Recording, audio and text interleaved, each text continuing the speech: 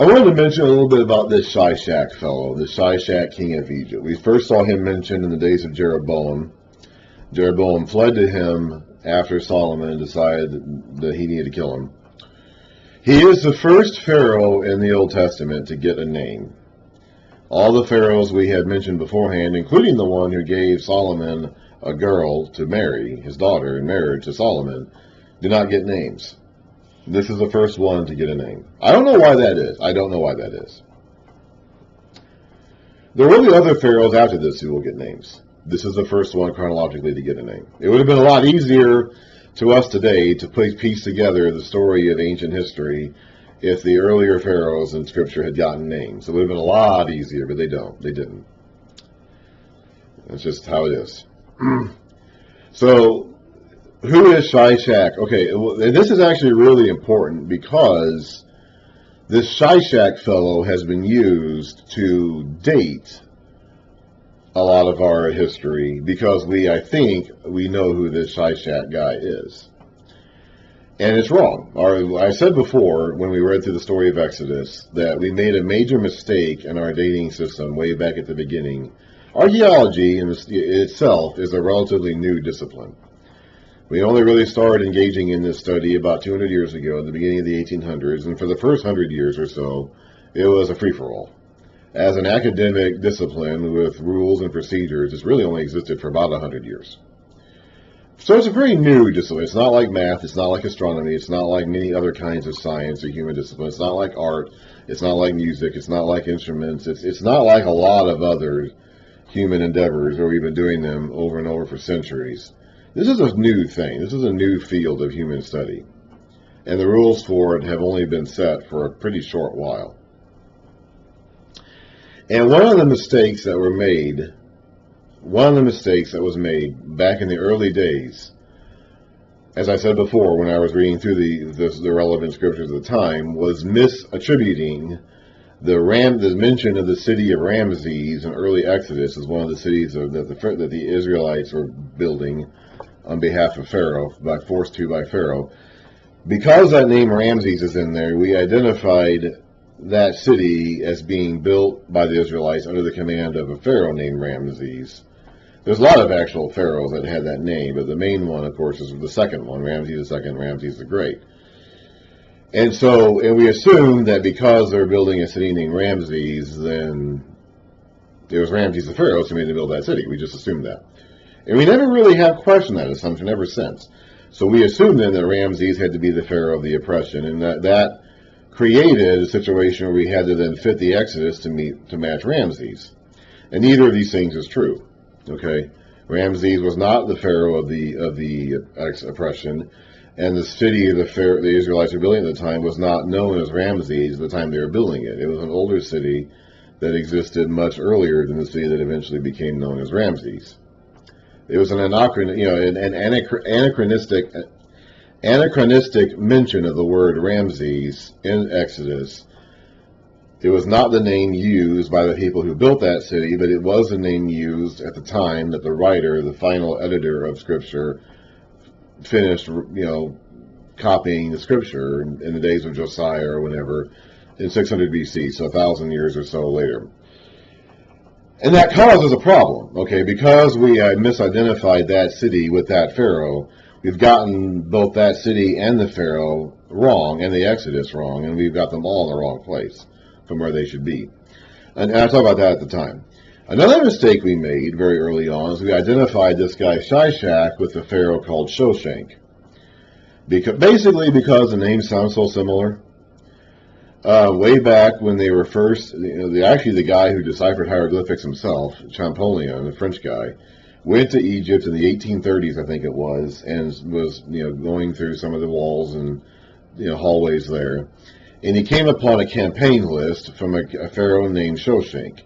And Shoshenq, of course, sounds a lot like Shishak, both in English and apparently in the original scriptures, or Hebrew hieroglyphics. The letters are very similar. You have SSK or SSQ or whatever. Because they didn't have vowels. In either Egypt or Hebrew, they didn't have vowels. So they just had the consonant sounds of SSK or SSQ or whatever you get to make Shishak or Shoshenq or whatever. And so they identified that guy with the Shishak of the Bible, the first pharaoh to get a name. And they have a campaign relief list of his where he talks about campaigning, in Canaan, the area where the Israelites were living. And they thought they saw the name Jerusalem on there. They thought they saw the name Jerusalem mentioned on this campaign list. Okay, but they were wrong. So they identified Shoshenq as Shishak because of the similarity in names and this campaign list, which they thought included a stop in Jerusalem. But these things were wrong. The Shoshenq did not campaign in Jerusalem. He did not even go up into Israel. He did not even go into Judah, the southern kingdom. Shoshenq's campaign, as we read about it in his relief wall, exclusively deals with the northern kingdom. Does not mention anything of the cities of the southern kingdom. Well, the problem with this is that that's exactly opposite what Scripture tells us about Shishak. Shishak, as far as we know from Kings and Chronicles, only went into the southern kingdom and did not go into the northern kingdom. Also remember that Shishak and Jeroboam were allies. Jeroboam had taken refuge with Shishak. So Shishak has no reason to attack Israel, and Shoshenq, as we know from his campaign relief, did not go into Judah. So Shoshenq and Shishak are not the same person. Because we assume that they were, we dated Shoshenq's campaign to the year that Shishak came to Jerusalem, which according to our chronology of the Hebrew Kings was 925 BC. And so we assume that happened, that year of his campaign into Judah, which Shoshenq didn't even make a campaign into Judah, we assume that happened in the year 925 BC, which is a certain year, I think, is it year 13 maybe, of Shoshenq's reign. So then we can fix the date of the beginning of Shoshenq's reign to 13 years, or whatever it is before that. Shoshenq was also the first pharaoh of the 22nd dynasty. So therefore, based on that date, which is gotten from the Bible, we date the beginning of the 22nd dynasty, and then we basically form the entire chronology of Egypt around that date. And that's all incorrect, okay? So all of this is an edifice that we have built on sand, okay? None of this is actually accurate. Shoshenq and Shishak are not the same guy. Their campaigns were not the same campaign. So we cannot date Shoshenq based on the campaign of Shishak because Shishak is not Shoshenq. And so therefore our entire chronology of Egyptian history, which is derived from the Bible, is derived from the biblical dates, both because of the mention of Ramesses, the store city in the days of Exodus, and because of this Shoshenq-Shishak flub, is we use that information to form an Egyptian chronology, which then is at odds with the history of the Bible. So we decide then to reject the history of the Bible, even though we have used that to form our chronology of Egyptian history. It's totally nonsensical and ridiculous behavior, but it's what the smart people do. And unfortunately, because they have committed themselves to being right on this, and they have staked their PhDs and their THDs and their legacies on being right on this, they can't ever then go back and acknowledge that they were wrong. So we have made two enormous blunders in our dating of Egyptian history, both of which we got from the Bible, both of which we then reject later, but we don't reject the actual chronology that we formed based on this supposedly faulty data. That's how human beings are, okay? We have seen enough of this in the COVID era that I think we all recognize this behavior and this pattern of behavior in the smart people now. They take a stance, they assert something dogmatically and scientifically, and even when it's proven to be wrong later on, they can't back down from that because that would make them lose credibility in the sight of people. So they just can't do it. They have to continue doubling down. In COVID, there's been all kinds of examples of it during COVID. Probably the most visible, and certainly the most visible, and the most notable example, of course, are these stupid masks. We took a stance on these masks way back at the beginning of this, even though it was contrary to our stance on masks for decades before that. But because it became political, it became an identifiable political symbol, we had to take a stance on these masks. And that was like back in May of 2020. And for the last 22 months, ever since then, we have not been able to back down from that stance because we cannot admit that we were wrong. We cannot acknowledge that our enemies were right about this. We just cannot do it. And we will not do it. We haven't done it. We're not going to do it. And yet we're still going to assert that we are the smart people. That's just how we are, okay? And there's lots of other things that have been this way with COVID, too, in the last couple of years. That's just the most visible. And we see that pattern, again, when it comes to things like this. Our so-called smart people were wrong about a lot of these things 100 years ago, but rather than acknowledge that and correct it and take the time and effort it would take to actually correct that way of thinking and move forward with a new paradigm and a correct paradigm, or at least a more correct paradigm, we just can't do it. We have to double down on being wrong, and that just creates just constant tension and conflict, and just continue making things harder and harder as we go, because we've built our foundation on squishy ground, okay? Rather than admit that our tower is falling and our foundation is weak, we're just constantly trying to kind of keep it propped up with wooden boards, basically, and trying to keep it standing as long as possible until eventually it's just going to crumble, okay? That's just how it always goes.